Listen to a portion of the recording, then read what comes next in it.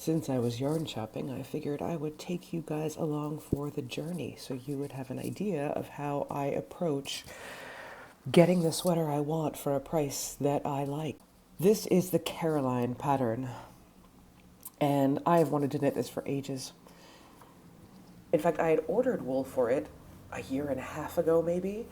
I ordered Isager Tvini, and it just disappeared. And now that particular yarn, which I still think could be good for this pattern, it now comes in 50 gram skeins instead of 100 gram skeins at a higher price point. So it is no longer where I am thinking of going. Now, the thing I have in my head about this one, and is I actually want it as a transition piece. This, as it stands, I feel like would be a nice wintry garment, late fall, winter. I would like something a little bit more season flexible, something that's a little bit lighter, possibly a little bit less poofy and dense. So if you look at the white version, it's a little bit less poofy. It's a little bit less dense. There's a relaxedness about this that I really like. So that's what I'm going to be aiming for when looking at yarns, which means I actually want to know about Sartul's Sheep, 290 yards for 50 grams. And let me get a look at just as 100% wool. Oh, it's a particular kind of sheep that I don't know anything about. It's a Mongolian sheep. Oh, that's cool. I like Mongolia, but that's not what we're talking about today. So I am looking at this, and what I'm looking at is I think what I'm looking at is a pretty loosely spun 2-ply. No? It doesn't say whether it's 2-ply or 4-ply. Sometimes it could be 4-ply and look 2-ply, but I am putting my money on that is a loosely spun 2-ply. So another thing I can do, which I've already done, but I will show you what I would normally do, is look at the projects. In this case, there's only 59. You can also do, if you haven't seen it, Yarn Ideas, which will tell you what other people have knitted in, and you can see what that looked like someone knitted in a merino, it appears to be. You can't get a really good sense of that, but you can see, okay, how does this work up in a single-ply merino? Not bad. Not what I'm really going for, but not bad. So this helps give you a sense. Now this Highland Silk is, I believe, a 2-ply. What kind of a look am I getting here? Yeah, that's the kind of look that I'm going for. Because this is when you block it, this is going to sort of relax into itself, poof out a little bit less. So if it's not that poofy in unblocked form, it's going to be even less poofy. Is poofy a good word here? Poofy is not really a word I'm looking for. Anyway, how about in sock yarn? What does that look like? John Urban Textiles Harvest Fuse is a sock yarn, I think. And that's very pretty, and it's a different kind of relaxed cable look, but not quite the relaxed cable look I'm going for. I'm going for something a little bit more toothy, a little bit more textural, also because I want to do it in sort of an oatmeal-y color, so I want to get more of a textual sense. So, going to the project pages, and looking at, say, this is too unpoofy, right? For me, this is, that's not going to work, because it's a alpaca silk. So I know I definitely do not want an alpaca silk on this. That's interesting, and Le Petit Lamb's Wool, I believe, is a 2-ply. So I think 2-ply is where I want to be going this. Ooh, that's a nice look. That's in Holsgarn Super Soft, which is a very economical yarn. You can get a cone of that for like 25 euros, I think, 23 euros, something in there. So even when you factor in shipping, you're still looking at a very, very inexpensive sweater. The sweater that I'm looking to buy 1,800 to 2,000 yards of this, depending on how yarn chickeny I want to be. Because it looks like my size is going to work up to about 1,800 yards. So that's an interesting look. I don't hate that, but I wanted a little bit more textural. I skim through the projects and I look and see what different kinds of yarns do the kinds of things that I want, yeah? This is leaning towards, and I don't know what she made it in. Does it say anywhere what she made that in? Nope. Oh, that's in an, possibly an alpaca blend or a full-on alpaca, which is not where I'm going with this, but that does work out nicely. And I did for a while actually consider the e-cigar alpaca, which someone did here, held together double with mohair, which I would not do for budget reasons, because, you know, mohair. And also I find that the alpaca, too, is pretty fuzzy on its own. That would be a lot of fuzz. But now, here we go.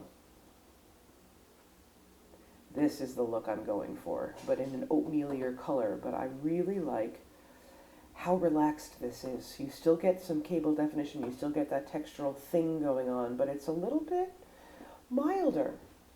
And I know this says that it's 28/30, but I would swear it's not. But what do I know? So this Yummy Yarn Merino Linen Singles is what I'm looking at. And I've always wanted to try this yarn. I don't think I can afford this yarn for this project. That would not be cost effective. It might turn into a splurge item, and there's an argument to be made for a sweater that you're going to have for a really long time. Sometimes you want to put money into it. I think this is a yarn I'm going to save for something else.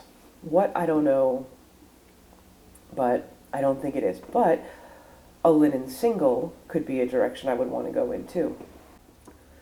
So I'm going to keep this kind of here in mind. And so this is the e-cigar Twinny that I originally looked at, because it is a light fingering weight. It's 255 meters and 50 grams. It is the S, which is the tweed, is a mix of merino and Gotland, so it gives it a really nice, to me, depth of color, which I'm definitely looking for. This, I think, would work out beautifully. It just has gone out of budget. It used to be, I think, 15 euros for 100 grams, and now it's 11 for, maybe it was 15 pounds, but still, that's not going to be that big of a difference. It's just tipped it just that much out of budget. So, So Merino Gotland, I really like the texture of that, but maybe not so much. So another one that I found was Erica Knight Wool Local. And Erica Knight Wool Local is a slightly bouncier, but still, I believe, 2-ply. Let's see. I know it's a 4-ply, so that's why it's a little bit bouncier. But you, I think, can play with gauge on that. Especially because this is going to be a little bit, at 450 meters for 100 grams, this is going to be a little bit denser than the other one. So I'd want to look at opening the gauge up a little bit. So it would require some playing, but I think it's within the realm of possible. It's also BFL, Blue Face Leicester, which is super soft, because this is, again, a non-superwash.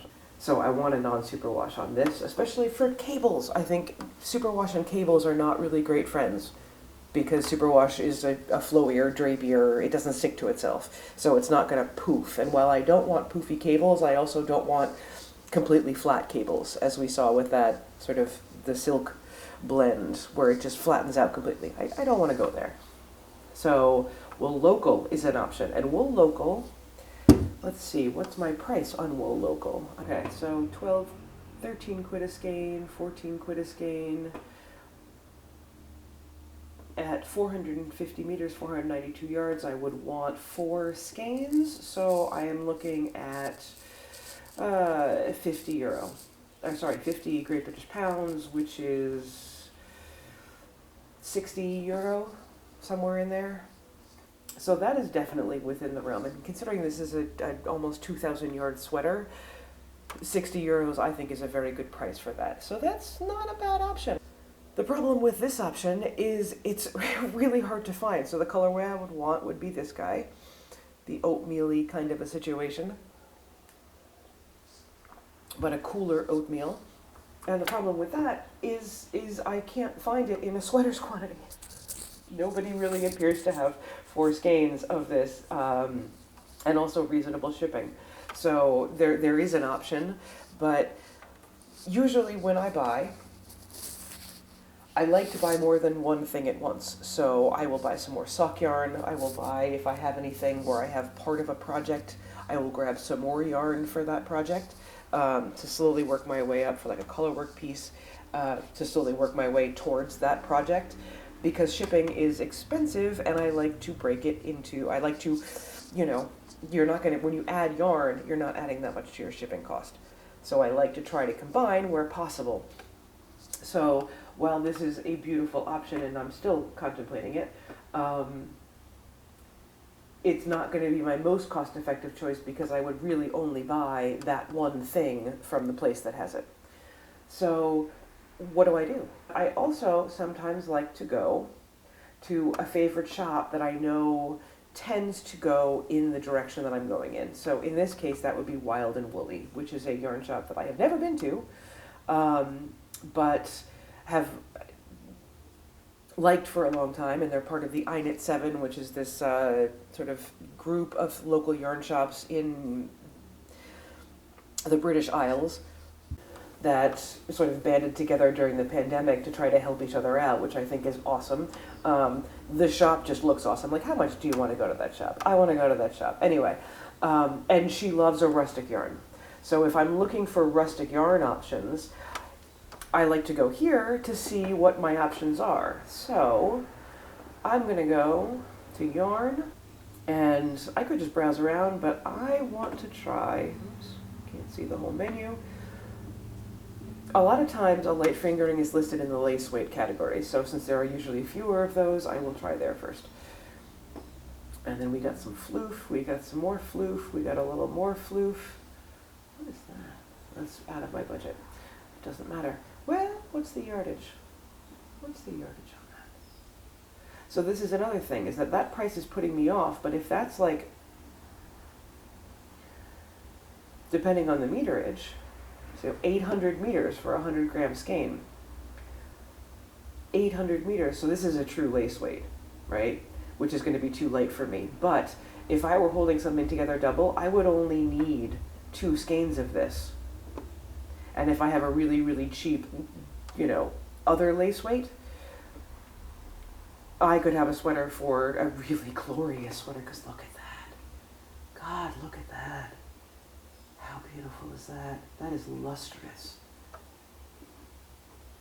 That is a truly, look at the halo on that. So not where I'm going with this, but again, always double check. Even if the price looks high, check the meterage, because the price per meter could absolutely be somewhere you can afford. There are very few yarn shops that put price per meter, but I love the ones that do. So those of you who do, thank you. Garthenor, now I've always wanted to use this yarn. It's a woolen spun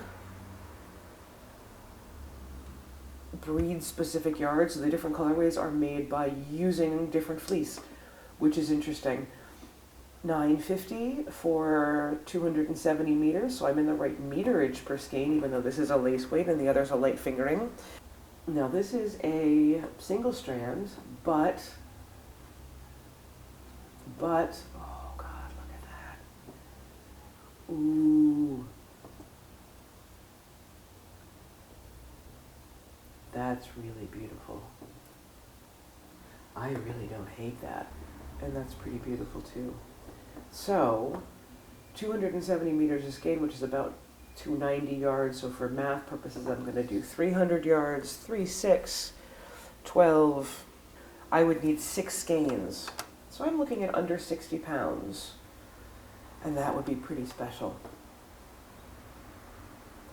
I wouldn't hate that.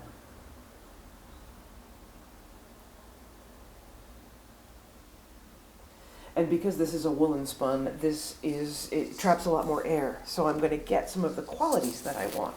I want something that's transitional, right? Whether that's from the fiber blend or from the way the yarn is spun can affect that. So it's going to be lighter and airier and it's going to be warm, but if I do it on the looser end, I mean, this you can knit apparently to 5 millimeters on 5 millimeter needles, which is going to give you a very airy fabric. Part of this is building up an understanding of how fibers behave, what they're likely to do.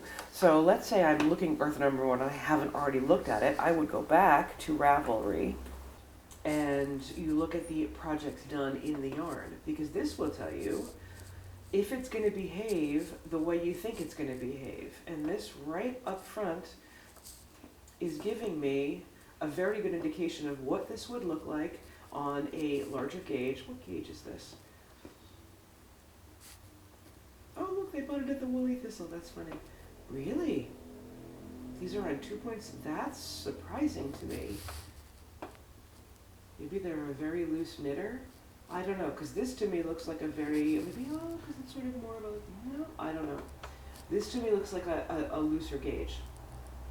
Does this not look like a looser gauge to you? Especially when you have other projects that are certainly, I mean, that's lace.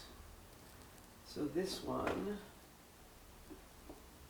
2000, they probably held that double. That's held together with plotalope. Can we find anywhere that's holding it single? This is held single. So let's look at this. This is held single. They didn't tell us what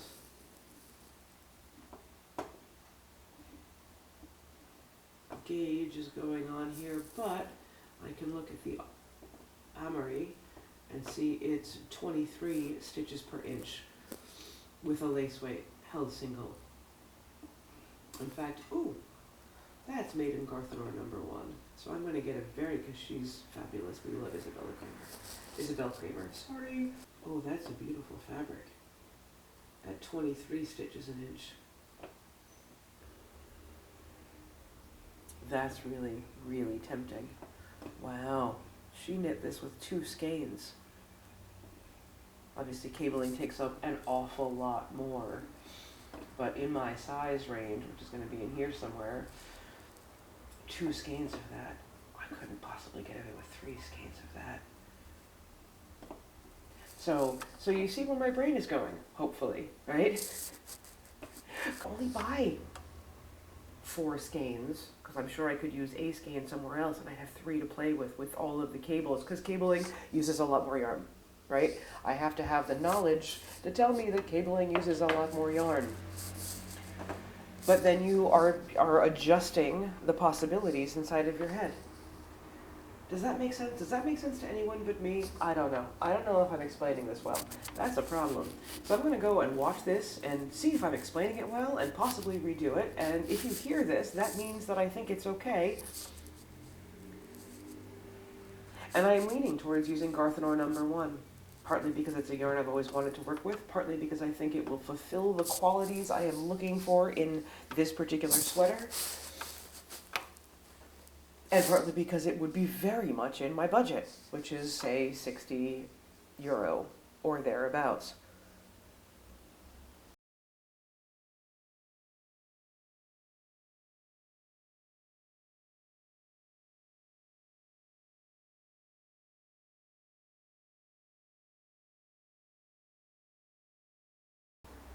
So hopefully this gives you some insight into options. How do you explore the options? How do you make the sweater you want to make at a price you can afford? Thanks for watching. See you next time.